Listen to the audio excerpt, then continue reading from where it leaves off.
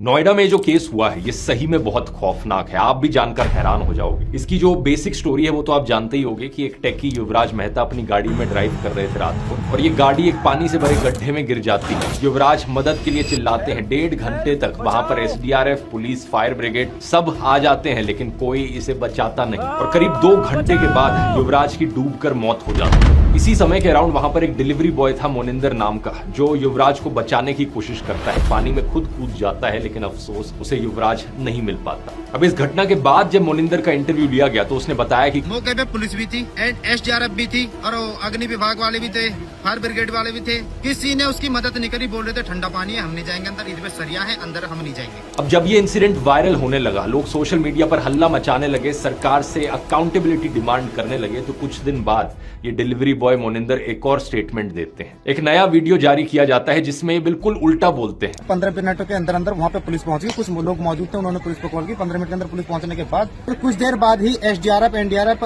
Fire brigade सब ही समय पर पहुंच चुके थे। उन्होंने पूरी मशक्कत के बाद लगभग कुछ समय बाद ही उसे बहुत जल्दी रेस्क्यू कर लिया था लड़के को। अब आप सोचोगे आखिर सच क्या है। मोनिंदर से जब एक और बार फिर पूछा गया तो उसने फाइनली हिम्मत जुटाकर हिंदुस्तान टाइम्स को सारा सच बता दिया। उसने बताया कि कैसे पुलिस ने उसे थाने बुलाया, एक स्क्रिप्ट दी और जबरदस्ती पुलिस के फेवर में वीडियो रिकॉर्ड उससे करवाया गया। पुलिस ने उसे 4.5 घंटे तक पार्क में बिठा कर रखा था और धमकाते हुए कहा था 5-10 दिन के लिए गायब हो जा, केस तो 2-3 दिन में मीडिया से हट ही जाएगा लेकिन तू तो यहीं रहता है। सोचकर देखो दोस्तों, सरकार एक तो कितनी निकम्मी है कि बेसिक फैसिलिटीज तक सिटीजंस को नहीं प्रोवाइड कर पा रही है, और दूसरा जब सच सामने आता है तो गुंडों की तरह बिहेव करते हैं सच को दबाने के लिए। मैं आपको बता दूं, जिस सड़क पर युवराज ड्राइव कर रहे थे उस सड़क का डिजाइन देखो, ऐसे 90 डिग्री के एंगल पर कहीं किसी डेवलप्ड कंट्री में आपको कोई सड़क नहीं दिखेगी। पहले तो इतने घटिया तरीके से एक सड़क बनाई गई, दूसरा कोई बैरियर तक नहीं लगाया गया, और तीसरा जब मदद की जरूरत थी ना तो वहां की एडमिनिस्ट्रेशन, पुलिस या फायर ब्रिगेड के पास